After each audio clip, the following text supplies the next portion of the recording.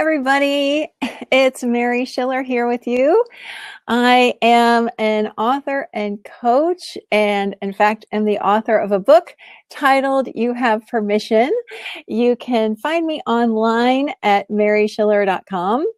And I want to welcome you to the second in a series of 4 talks that I'm giving over the next few days called You Have Permission. So if you are attending live, I'd really appreciate it if you could type me a note in the chat letting me know that you can hear and see me okay. Oh, you looked for it, Peter, and couldn't find it. Peter was asking about a particular video. I can try to find it. I haven't looked at it since then. That was about 4 years ago now, but I might be able to find it. You never know. So just let me know. Can you guys hear and see me all right? Let me know by typing a yes. Hi, Clifford. Thanks for joining. Okay, cool. Thanks, Robin. Thanks, Peter. And I'm sure we have an international group with us tonight as we did yesterday. Hi, Diana. Thanks for joining. Hi, Elizabeth. Nice to see you again. I see some familiar names from the first session that we did yesterday. Hi, Sarah. Oh, how nice. Chamonix, how pretty. So I really want to thank you for joining live. And if you're watching this on the replay, I really appreciate you enjoying the replay as well. Hi, Rosa. Hi, Doug. Good to see you. Hi, Jesus. I don't know how to pronounce your first name, Jesus, so I'm calling you Jesus. I hope that's okay. So I'm really thrilled to be back with you for the second talk. The first one yesterday, we talked a lot about how to allow ourselves to have permission to say yes to things. Hi, Jaspal. We talked about the fact that many of us have something, hi, Mimi, has something calling to us. Maybe it's been calling to us. Hi, Marina. Oh, yes, there is a replay of the first talk. I answered your question in the question area. It's on the same page, actually. If you go to the upper left corner after this is over, you'll see it says schedule up there, and you just click on session 1 and you'll see the replay. So everything is housed on this one page, which makes this platform really easy to use, I think, because everything's right here. So hi, Sue. Thanks for joining. So yesterday, great. So yesterday we talked a lot about the fact that we all have these dreams, these desires, these callings of the heart, maybe several of them. And, you know, we hesitate to say yes to them for all kinds of reasons. Hi, Mia. And we, you know, really talked about the fact that we actually do have permission to say yes to those things, that there's nothing standing in our way, even when it looks like there is. And there was something that I didn't talk about last night that I would really like to talk about before we get started with the topic of this conversation, which is permission to say no. And it occurred to me today as I was walking around this morning that I didn't really go into something that I think is ultimately so key in this whole conversation, but it's particularly, it's particularly true in that whole idea that we have permission to say yes to something that's calling to us. Hi, Terry. Thanks for being here. And that is this, that those desires that we have, those things that are tugging at our heart or tapping us on the shoulder, or, you know, maybe knocking hard against our heads saying, say yes to me, say yes to me. Those things, whatever they look like to you, and those, you know, nudges, however they kind of appear for you, are there for a reason. They're there for a reason. And I've really spent a lot of time over the last few years looking at why those things exist. Why do we have dreams and desires? Why do we have something that we're inspired to do? Why does that even exist? And then the second question is, why is it important to listen to those things and answer them? And it seems to me, now this is just me, but it seems to me that those callings of the heart, and I'm using that very lightly, not in a heavy way like your life purpose and all that. We talked about that in the first one. It's not heavy. But it seems to me that those callings of the heart are there because when we answer them, we are living more and more from what we actually are, from the truth of who we are, from this innate beauty, this innate creativity, this limitlessness. Oh, am I off screen? Oh dear, I hope not. Am I still on? Please tell me.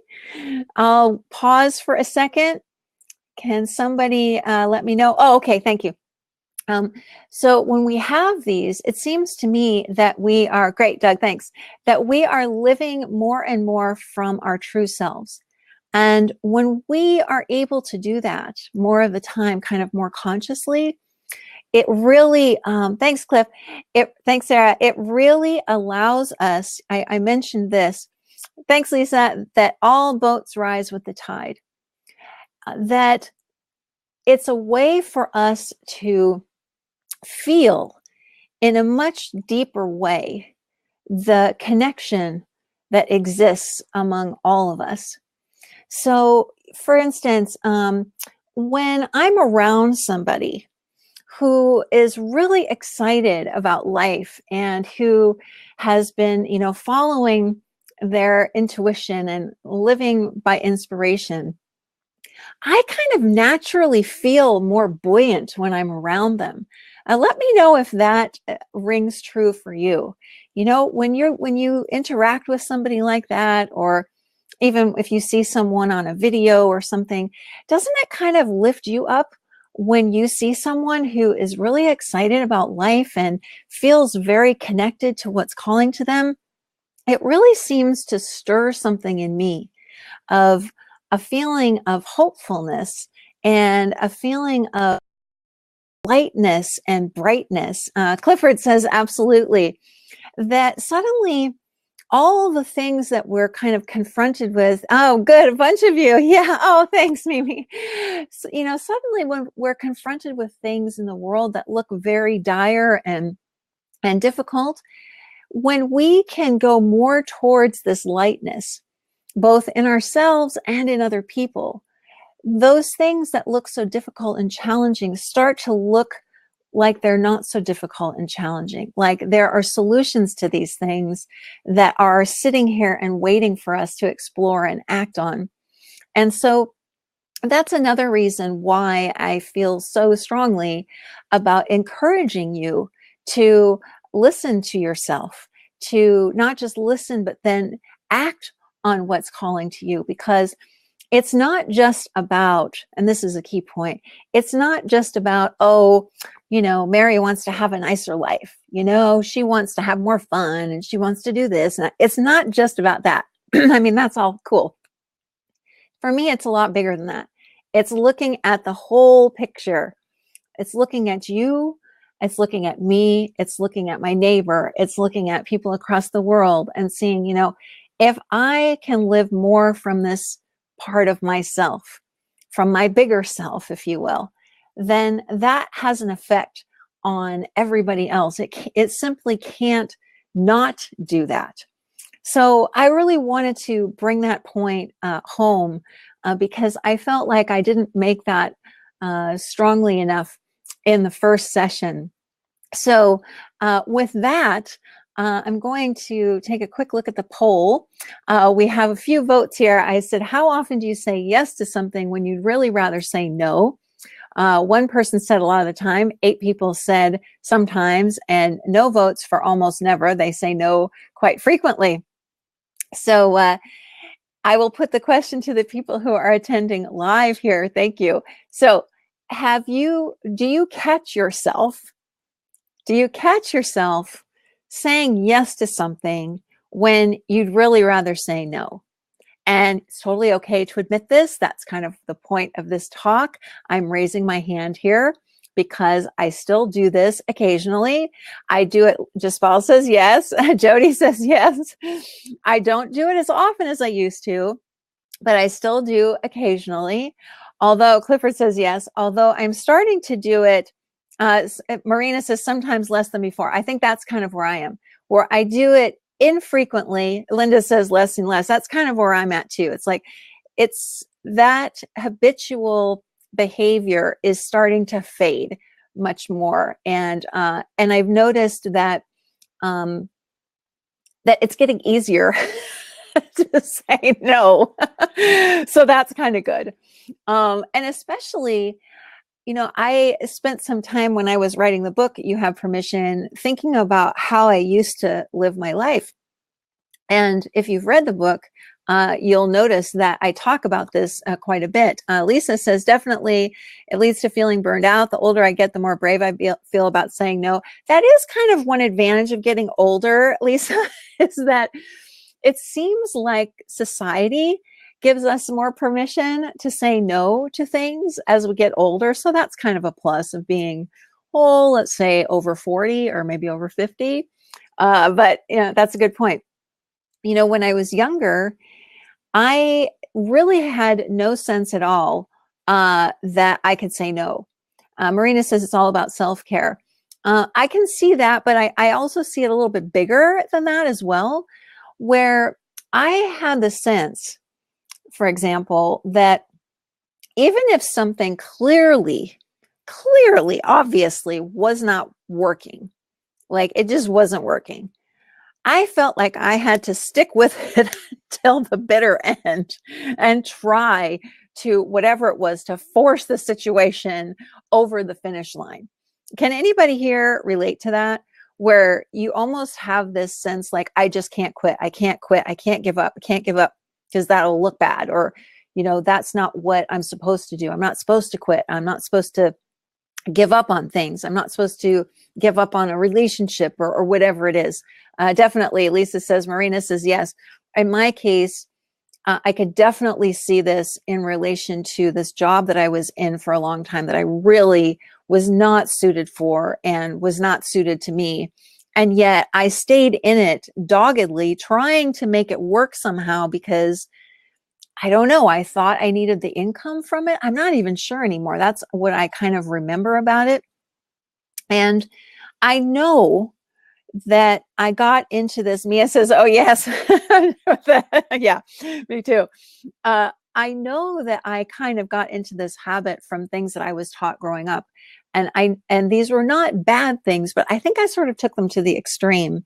You know, my mother, whom I loved so much and still do, even though she's been gone for a very long time now. She passed away in 1992. She was a stickler for finishing things, for not leaving something unfinished. And no matter what the project was, she would finish it. And so I did that too. Like even something, okay, here's something I want you to tell me. Do you ever start a book and really hate it, but you feel like since you've started it, you got to finish it, even if you don't like it? I just recently, and I mean recently, like within the last year, finally said, no, I'm not going to finish reading a book if I'm not enjoying it. And that was really new to me to actually do that. For some reason, I felt like if I started a book, I had to finish it. And just a few weeks ago, I had started a book that was wildly popular with people. And I got about a third of the way through it and just went, oh, no, I just can't go on. I just can't. And that was new. I just said, no, can't do it. Allie says, yes, movies too, until I realized I'd already wasted the money. So why waste the time too? Gail, used to, not anymore. It's the same with movies. Diane, I stopped doing that. If I don't like it, don't read it.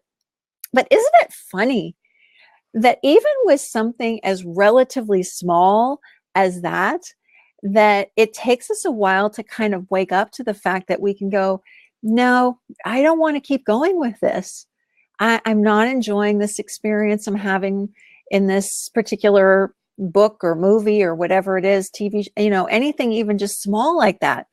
And we can finally kind of wake up and go, hey, I don't have to finish this. Like nobody's telling me that I have to. I can just say, no, done. Gail, it was incredible to realize that I could stop. I know. I really had to laugh at myself. If I told you the book, I don't want to tell you the name because some of you might like it. I don't want to offend anybody, but I just didn't enjoy it. And my daughter had read the book and she wanted me to see if I liked it, because she and I are usually in agreement.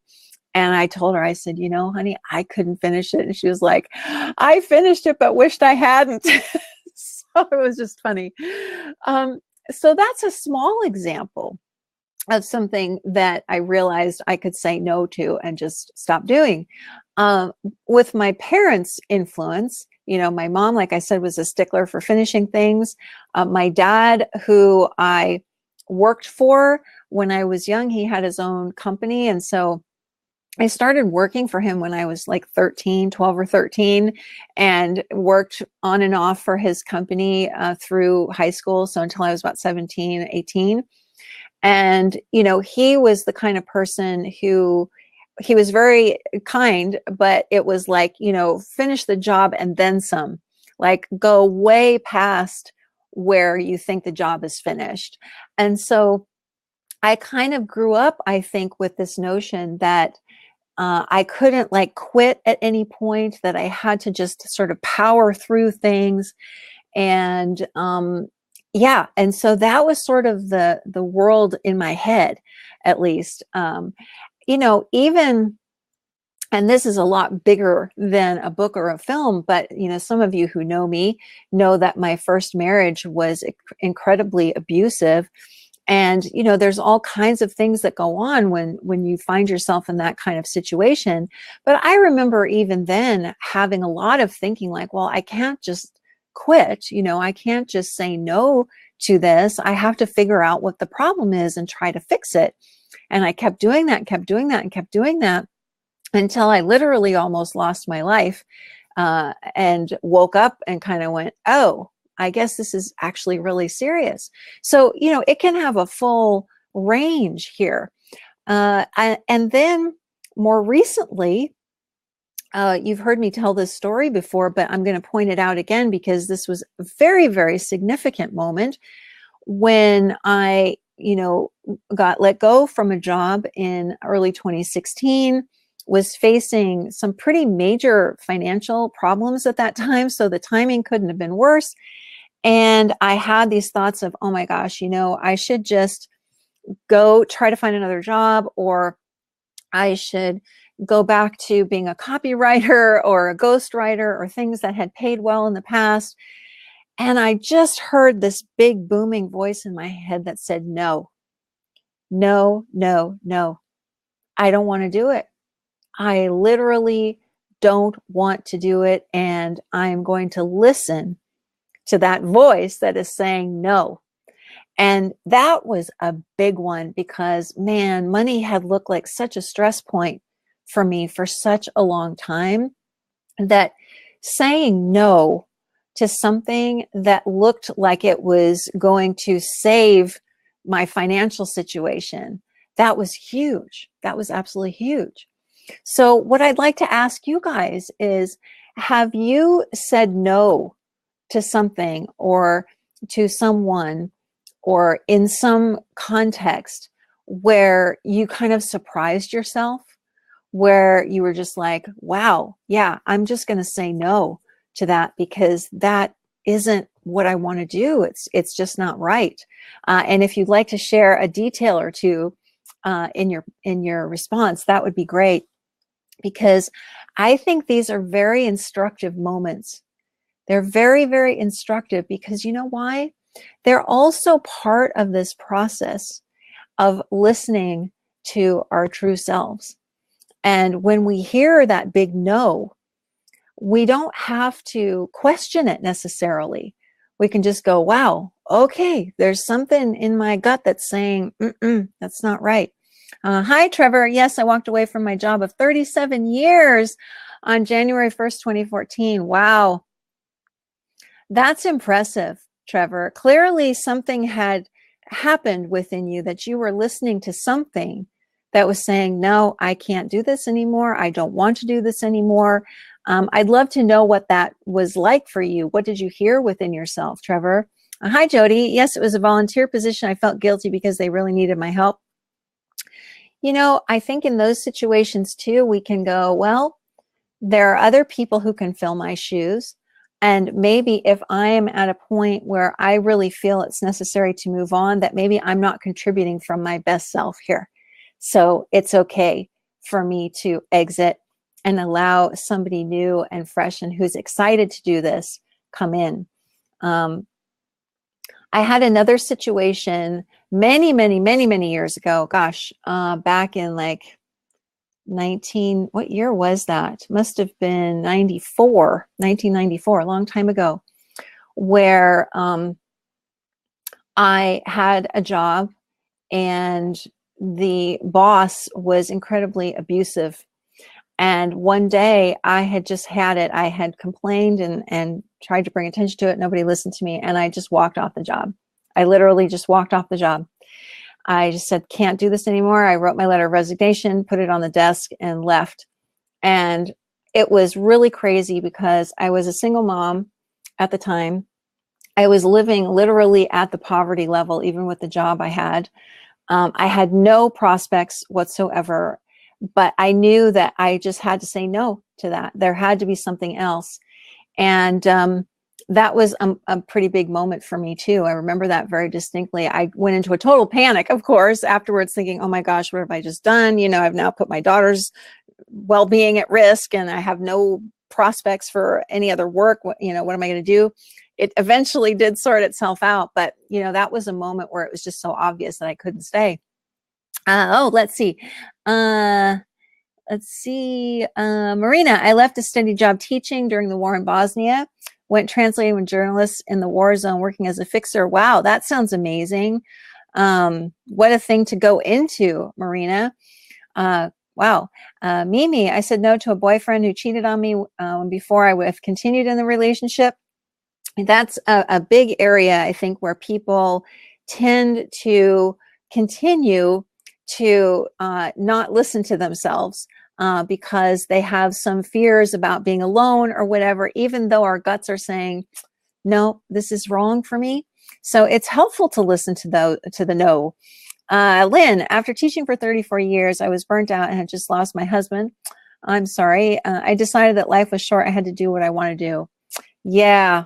I can relate to that, not the first part, but definitely the second part, that you start to see that time is limited. It's the one thing that's really, there's no more of it when there's no more of it. And I think that when we start to say no to things, we can say yes to more things, if that makes sense. Hi, Doug. Yesterday, struggling to decide on certain things to do. I had to say no to myself and be compassionate with myself. That is such a great point, Doug. Thanks for mentioning that, because I think that's one thing that has really fallen into the background for me too, is how hard I used to be on myself. Like I just mentioned, after I said no, and I walked off that job all those years ago, when my daughter was about 5 years old, I think at the time. And, like I said, I was literally living on the poverty line, had nothing in the way of financial resources in the bank at that time. And man, I gave myself a lot of, judgment and guilt and things like that. And was really paying attention to a lot of that thinking. And what I've noticed, especially in the past 2 to 3 years, is that when I've said no to something, I don't hear so much of that anymore. That it's more about, okay, obviously there's something that is speaking to you, Mary, that's saying this isn't right for you. So, let's just go forward. So yeah, I love that, Doug. Thanks. Diana, I did say no once in the context of my family. I was scared that I would get into trouble for that. All my fears came true because that caused a rift between us for some time. So it didn't really enforce the feeling it's good to say no. Yeah, I think sometimes we have to have some level of compassion for the people around us too, who maybe aren't expecting something like that from us. I think that we've all had some kind of situation like that with either someone in our family or someone we're close to, where we've suddenly said, you're crossing a line and can't go there. And sometimes that can happen for a while. I found with myself that really I understand that the person isn't seeing things the way that I am. They're listening to things in their own mind about what's going on. And if I can continue to look at them with a level of compassion, that's the best chance of mending those kinds of rifts. So thanks for that, Diana. Hi, Trevor. Mental health nursing. I knew I had to leave. I loved it for the first 20 years, stayed 17 more out of fear that I couldn't make money. Knew I had to write books and help people with my psychotherapy and coaching skills. The politics and the restrictions within the health service were stifling you.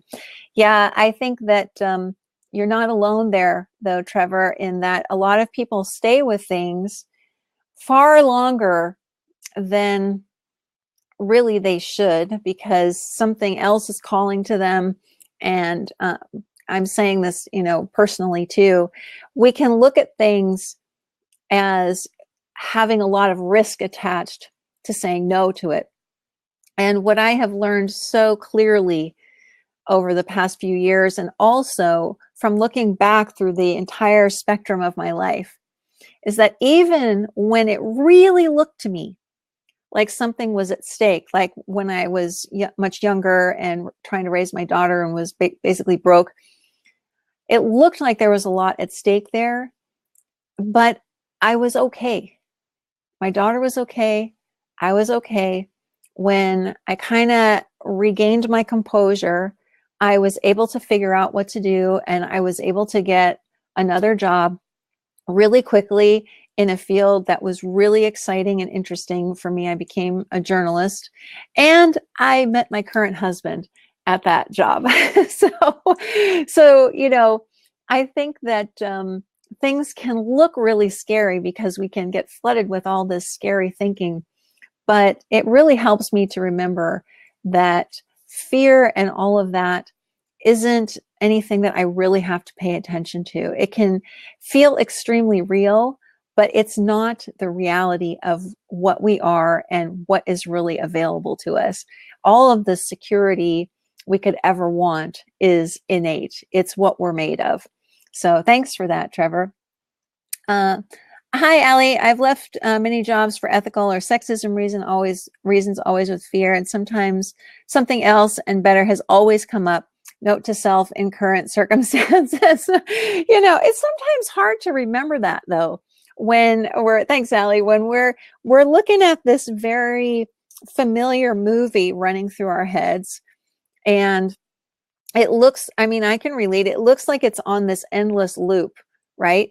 I remember the final therapist I saw for post-traumatic stress disorder back in 2011, 2012, while ultimately I didn't find her to be extraordinarily helpful, she did say one thing to me in particular that I remember. At that time, I was just having tremendous guilt. I just felt horrible about some things that had happened, not that I had personally done, but anyway, I don't need to go into all the details, but she said, you're on a merry-go-round in your mind, and you're allowed to step off of that. You're allowed to step off the merry-go-round in your mind. You don't have to keep riding that same ride over and over again. And that notion has stayed with me in terms of my having permission to say no. I can also look at old thoughts that keep coming back and go, no, don't really want to listen to those. They can be there because I can't do anything to stop them from showing up, but I don't have to listen. And I found that the less I listen, the less I care about what those merry-go-round type thoughts are, the less they seem to appear, or at least the quieter they are. So they're not really a heavy presence in my life anymore. So I hope that's helpful, Allie. Lisa, for years, I've taken a lot of abuse from family members and was always the one to say sorry, even when it was never me at fault. Recently, my mom was abusive towards my husband, and now I feel more confident about not tolerating it. It didn't even retaliate. I walked away. That can be a really challenging situation, Lisa. And I think sometimes saying no simply by, like you say, not causing a confrontation, but just by leaving, that can be sort of the simplest, the least confrontational, because I don't find confrontation all that helpful, way to simply acknowledge that you're saying, no, that's a line that can't be crossed, and that's okay. So thank you for sharing that. One of the other things I've noticed about listening to this no is that it seems to indicate to me that something in me either is changing or has already changed, and I'm kind of just catching up to the fact that it's already changed. You know, human beings, we are no different from anything else in this whole system. We are designed for change and transformation. It's part of our physical makeup. It's certainly part of our mental makeup. Our thoughts change constantly, and the way we see things changes constantly. We're constantly having new thoughts, and the way we view the world changes. So it seems to me that when I'm hearing a no in there, it's kind of like, oh, something is shifting, and maybe I ought to pay attention to that and see what it's trying to say to me. For example, over the last few weeks, I have been looking at new ways to run my business, ways that I feel might serve you better and also might serve me more effectively. And even just today, I was going through some things, some ideas that I had of things I could do. And there were a couple of things that I'd written down, and I just got to them and I said, no, that isn't something that I really want to be doing. I don't think it's effective, and it doesn't seem suited to me. Whereas in the past, I might have looked at it and thought, well, you know, that's what all the big name coaches are doing, so I think I have to do the same thing, right? In fact, that is what I did. In the beginning of my business, I was kind of looking around and saying, well, I don't really know how to be a coach and have a coaching business, so I think I need to just sort of copy some of the models that I'm seeing. Well, what ended up happening was I was spending a lot of time doing activities as a coach that were not really working all that well from my standpoint or from the client's standpoint. And I started thinking, gosh, maybe I'm just not cut out to be a coach. You know, this isn't really working. And then I kind of woke up and said, you know, I think I just don't want to do coaching in that way. I can say no to some of the models that I'm seeing in terms of what other coaches are doing, and I can do it my own way. I can come up with some new ways, perhaps, or I can adapt some other things that look exciting to me. And that was scary because I had a lot of frightening thinking about, I don't know what I'm doing. You know, if other people are doing this, it must be the right thing, you know, blah, blah, blah. And I just kind of ignored all of that and said, no, I'm not going to go there. Just not going to go there. So, can you relate to what I was just talking about, that sometimes when we have this feeling of no, it seems to indicate that we are on some kind of new trajectory, some kind of change is taking place, and maybe we're just kind of noticing that, or it's kind of catching up to our consciousness. Let me know if that sounds familiar. Hi, Diana. Yes, we want to follow role models and think it might work for us too because it works for them. I often listen to stuff outside of me because society has made a blueprint. That's a really good way of stating it, Diana, because that word comes up all the time, you know, as if there is some sort of blueprint by which you're supposed to live or create something that you want. And I have found it much simpler, first of all, much easier, much more fun to simply go in these directions of, no, not interested in that. Yes, very interested in that. I think I'm going to go over here. And really kind of being conscious of the fact that it's totally okay to say no to something. Even if it's something like in Trevor's case, for example, that you'd been doing for a long time that seemed like it simply was who he was. I mean, I can relate to that, thinking, well, I am the kind of person who does this, so I can't say no to it, whatever that might be. It's not so, because we are always in flux. We're always changing. We're always growing, and we're designed to grow and change. To me, the notion that we are supposed to do one thing from the time of whenever until we die seems absolutely crazy. And I mean, I suppose there are people who really love whatever it is that they do. But I know an awful lot of other people who aren't so crazy about it, but don't realize that they can say no and walk away. And that the next thing will become obvious to do. As many of you have said, you said no to something, like I did. I said no to that job years ago, and not that long afterwards, I was able to get another one.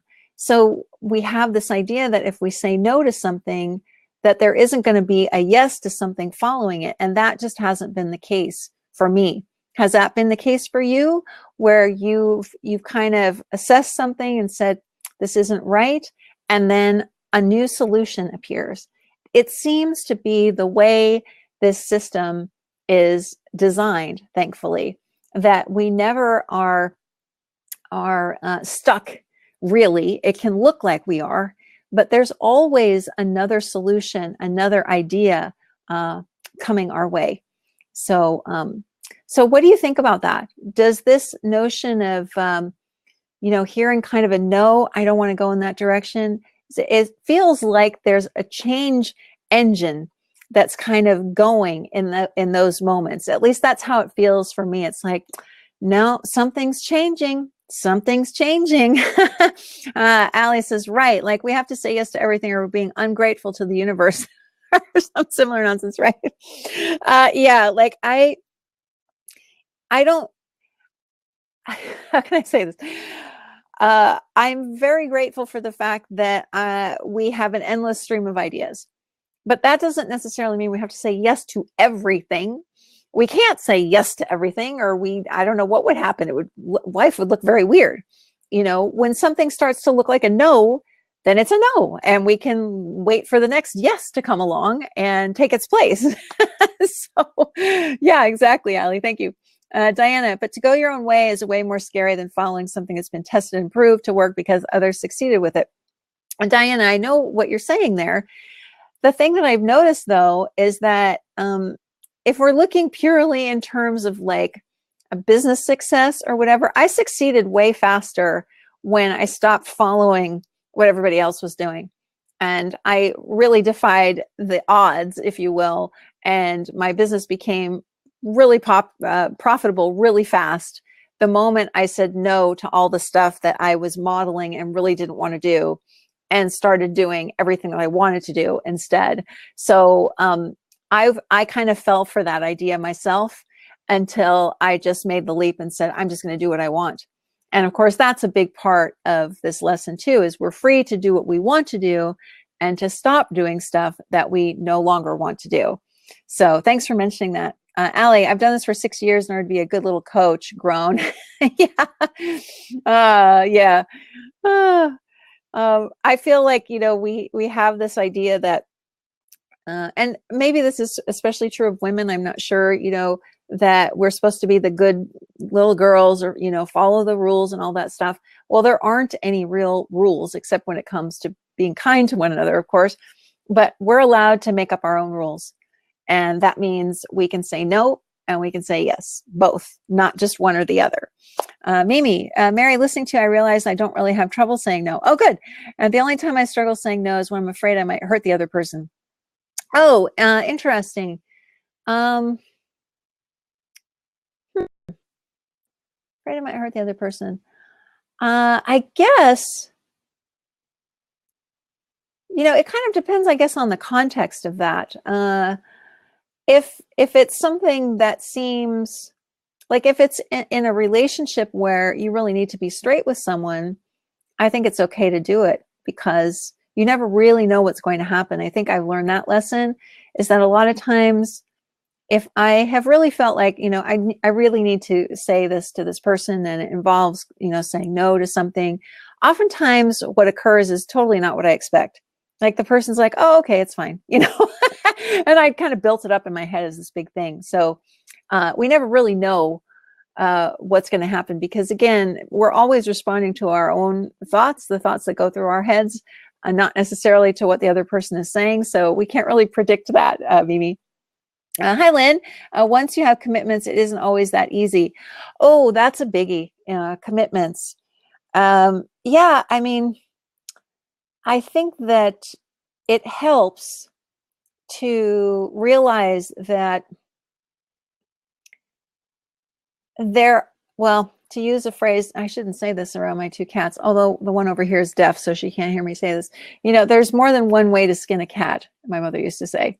And she loved animals. I don't know why she used that phrase. But, you know, we can look and say, well, I have these financial commitments. Therefore, I can't say no to this particular job. Or I can't say no to this pulling in me that's saying I want to leave this job, or whatever the commitment is. And I think we don't stop to realize for a second that we are these idea machines, that we have an endless resource available to us to help us fulfill any commitment, change any commitment that we have.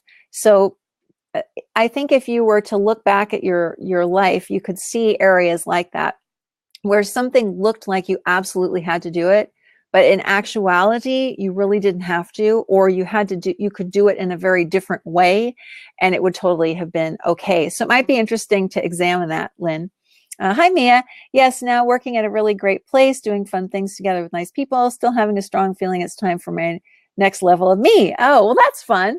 You know, it's nice to kind of be in a place where you know that whatever way you go, you're fine, because that's how it always is. It can look really scary to say no to something, even if everybody is saying, you know, you really ought to do that because, you know, XYZ, it's good for your career, it's good for your family, it's good for, you know, if your heart in here is going, you know, it's okay to listen to that, because to me, that means that the thing that's a yes is right around the corner or is already here. Thanks for that, Mia. Let's see. Hi, Linda. A while ago, I heard it said that saying no to what you don't want is actually saying yes to something you do want. Huge revelation that's made it easier to say no. Oh, I like that. Yeah, that's kind of what I was just alluding to, where it seems like the thing that is calling to us is kind of saying, hey, I'm still here. You know, you don't have to go over there if you don't want to, because I'm still here. I'm still calling to you, and I've still got a bunch of fun answers for you, you know, that I guess the way it looks to me now is, and this is why, you know, one of my new mottos is follow the fun, because it looks to me like we never have to not do that. It looks like I can't think of a scenario anymore in which I would ever feel obligated to go towards something that I didn't want, to go towards something that really was a no, or even a somewhat of a no. That if I am not kind of enthusiastically into it, at least at some level, that I can say no and be fine. You know, that's not to say that enthusiasm is always at the same level for something. It goes up and down. But I would rather give myself permission to go towards what looks much more like a yes than to ever look at something and go, well, you know, that's just mediocre, but I'll just stick with it. It's okay. That is just not good enough for me anymore. It's just not. I'm hoping that one of the things that I can start helping people with, including you, if this is where you're finding yourself, is that nothing never ever has to be mediocre. We don't have to go towards mediocre and say, well, that's the best I can do, because it's not. It's absolutely not. There is so much more to this experience that we can have that is way, way, way better than mediocre. So if you have an area in your life that is kind of looking that way, it's like, you know, I don't really love this. You know, you're free to say, no, I don't want to go in that direction anymore. I'd like to see what else there is for me. And you can go towards, again, what's light and has sort of a breezier feel to it, because that to me is what we're really made of. We're not made of this mediocre stuff. That's not truth. Truth is on the side of yes and feeling really good. So does anybody have any particular questions that they would like to ask, or any other thoughts that have come to mind since you've been listening? What has really stood out for you so far in this conversation? I'm just going to take a drink.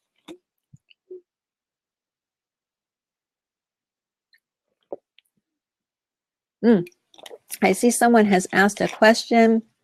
Oh, thank you, Marina. I appreciate that. Let me check out this question. Diana has a question. Diana asks, what about bad things that come from inside, like bad habits? What is your take on saying no to those habitual thoughts? Aren't they more ingrained in our brain's pathways after all, and not like other lighter thoughts that might pass through? Thanks for asking that, Diana. It doesn't look that way to me. I don't really see how thoughts can have physical properties. They don't really follow the laws of the physical world. They can't have roots, for example, deep roots. They don't seem like they can be ingrained. And I'll give you a personal example. This is probably the biggest of my life. Was, I had all of this old thinking related to trauma and post-traumatic stress disorder. And when I just took a step back from it and said, well, it's thought. Everybody has thought. Mine happens to look a certain way, but yours happens to look another way too. So it's not a big deal. I can have those thoughts, and it doesn't really indicate that something's wrong. I don't have to worry about having those thoughts. I can just kind of sit and be with them, and they will bring along whatever feeling they bring along. That won't hurt me. Feeling is not going to do anything to me. It's uncomfortable, but it's not going to do anything. And that's what I did. I just would wait until those thoughts passed, and that was that. So my kind of habitual reaction to those thoughts stopped really quickly. Just within a matter of about 6 weeks, I was no longer exhibiting any of the habits that I had had related to PTSD, because I didn't see the point of responding to a passing thought that wasn't doing anything to me. It wasn't harming me in any way. I could simply sit with it and not worry. And that changed my life. That small, what sounds like a small thing, really changed my life. I just kind of said, in the context of our conversation, I said, yeah, no, I don't really feel like paying attention to that thought. So I'm going to just wait it out and see what comes next, and, see what happens. And every time, before I knew it, I was not feeling stressed or anxious or whatever it was. And the thought had moved on, and I was, looking around the subway at what people were reading or whatever. And so I don't see it that way. It seems actually quite easy to me to, for habits and things to disappear, and it doesn't take much effort. So let me know if that was helpful, Diana. And thanks for asking that question.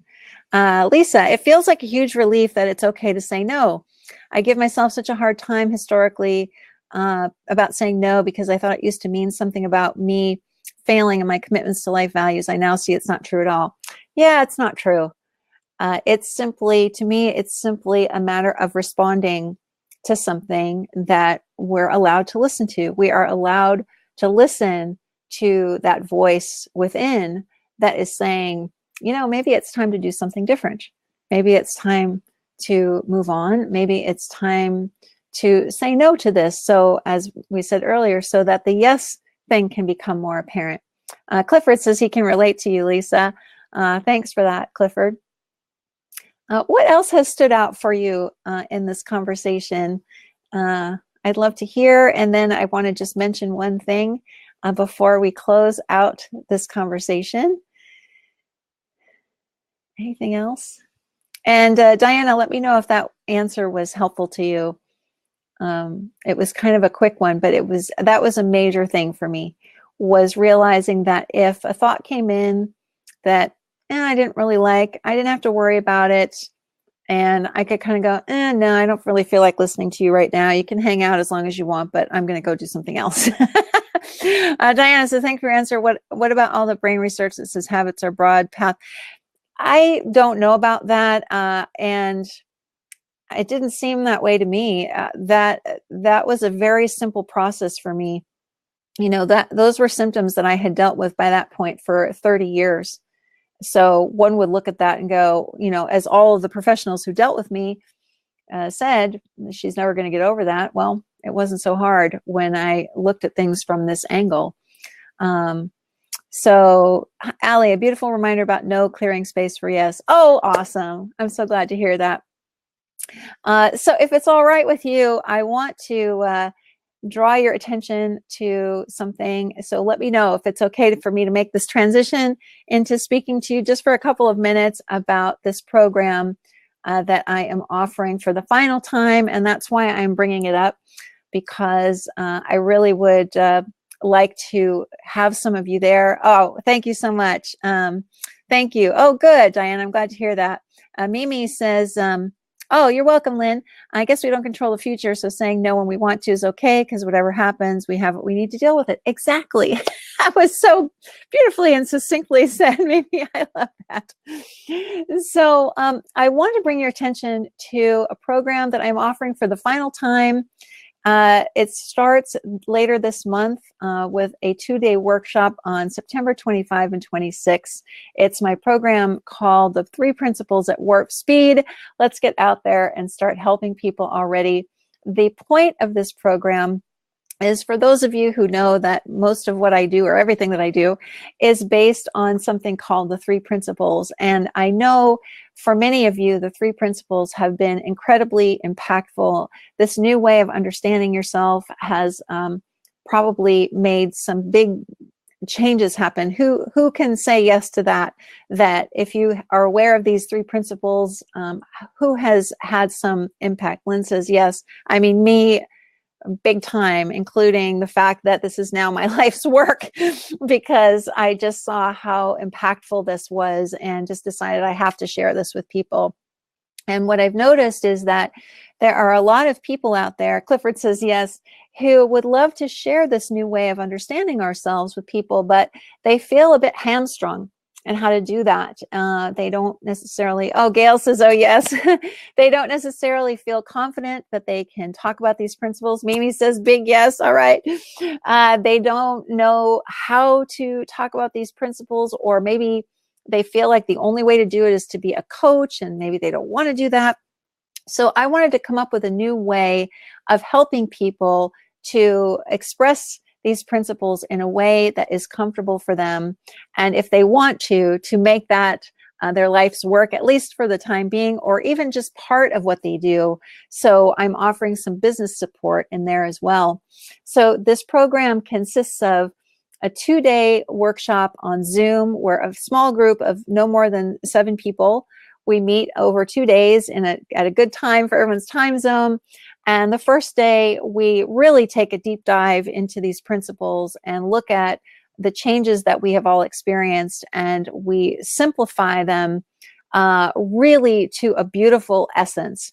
The second day of the workshop, we do a little bit more of that in the beginning, and then we look at how this understanding can help us in practical ways, including setting up a business, if that is what you would like to do. But we do look at it in other ways as well. Then we meet once a month for 3 months as a group, and I support each person individually for 6 months, including a one-to-one call. And basically, I'm on call to help you 24/7 for 6 months. So it's a pretty all-inclusive program. So if you have any interest at all in sharing these principles more widely with people who could really benefit, which is pretty much everyone on the planet. But if you have a specific group you want to work with, or you just aren't sure about that, but you know you want to get it out there, I would really, really love to support you in that. It's very important to me that this message get out to as many people as possible. So that if that's something that you would love to do, I would just love to have you. If you aren't sure if this is something you want to do with me, please feel free to send me an email with any questions you have. And if you want to have a personal conversation about it, we can send the note to mary@maryschiller.com. The program itself, I tried to price it as fairly as I could. Some of these programs that are offered are just very expensive, and I didn't want to do that. So for the whole shebang, it's $3,000 in one lump sum, or you can pay it in 2 installments of $1,600. And for that, like I said, you basically get me 24/7 for 6 months. So you can rely on me to ask me any questions you have, and I'll respond within 1 business day by email or video, which a lot of people enjoy, and also with some one-to-one calls as well. So there is a button here that takes you to the program page. Oh, thanks, Rosa. And again, if you have questions or you want to set up a conversation with me, just email me at mary@maryschiller.com. So what I would love to leave you with on this call is thank you so much, first of all, for being here. And if you're watching the replay, I really appreciate your presence there as well. Your contributions to this conversation have been just fantastic. Oh, thank you, Lynn.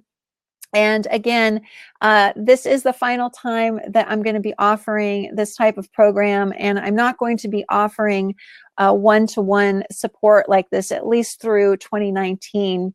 I have some reasons why I have to do that, mostly because I have, with the addition of this group, I will have as many people as I can support and really give the type of care that I would like to give them. So that's a big part of it. So if you want to work with me one-to-one, this is kind of it. Not kind of, this is it. So anyway, let me know if you're interested. And thank you again so much for being here. I will be back on Monday with the 3rd of the 4 talks. The one on Monday has kind of a cool title called "You Have Permission to Get Up Tomorrow and Do Anything That You Want to Do."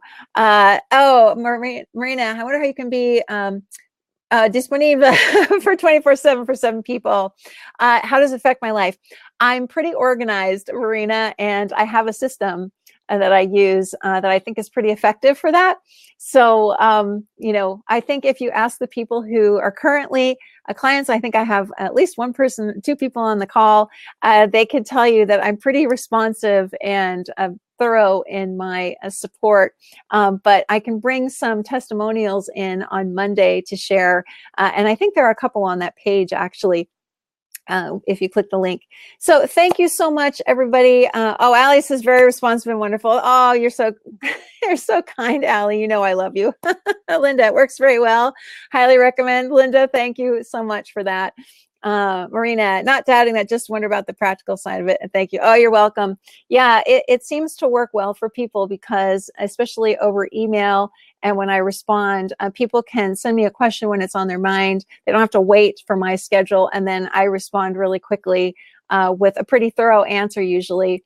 And we can go back and forth like that in a way that's very convenient and allows people time and space to consider what I'm saying and what they're saying. And it's pretty interesting. Oh, good, Doug. Thank you so much.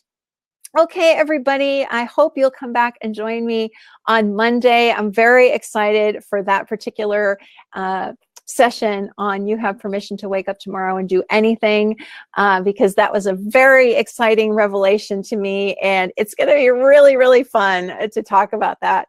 Have a wonderful weekend, and I will see you soon. Thank you so much, everybody, and I love you. Bye.